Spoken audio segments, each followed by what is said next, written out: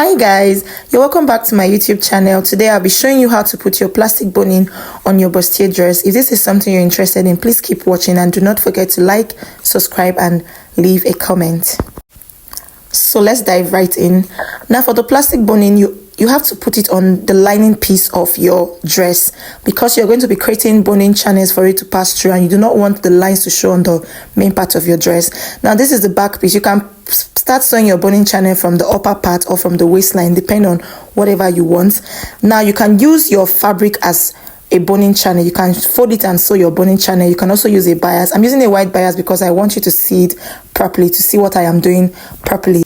And it also depends on the size of boning you're working with to determine the kind of boning channel you create, whether it's a tiny one or it's a big one.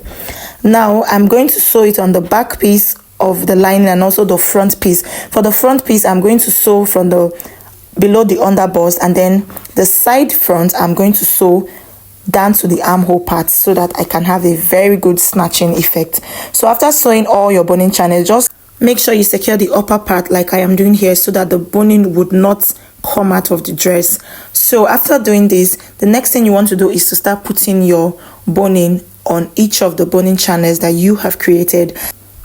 Now before passing the boning through the boning channel, I'm going to take my lighter and I'll burn the tip of the boning, and after burning it, before it gets cold, I try to mold it with my hand like I'm doing here so that it will not be pointy and it will not have rough edges that may end up making your client uncomfortable. I'm going to repeat this for all the boning channel. Now look at what I'm doing here.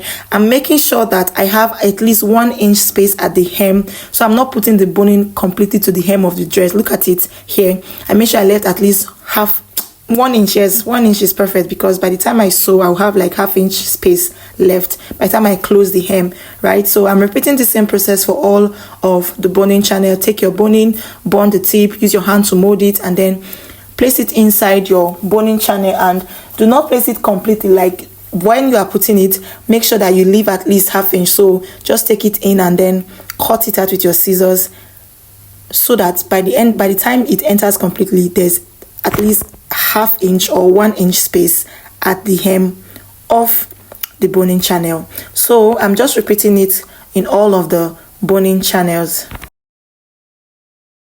Now after I was done putting the boning in all the boning channels, I came back to the tip, that's the hem of the boning channel, and then I am going to be boning the tip of this hem of the boning. Yes, the same way I did for the upper part of the boning, I'm going to do it for the down part of the boning. This is to make sure that it does not, disturb your client. It should not be making the person uncomfortable and be having something shooking them.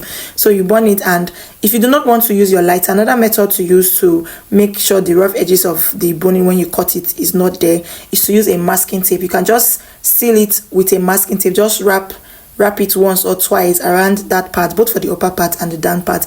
But I do not have a masking tape here, that's why I'm using a lighter, but the masking tape also works perfectly well. Now after I was done putting the boning, I went straight to my ironing table and I pressed it very well. Now like I said, this video is for educational purposes, that's why I'm using like this type of lining. But if you are making a bustier that you want to put your boning in the lining, please use crepe for your lining or use the same fabric you use for the main dress for the lining.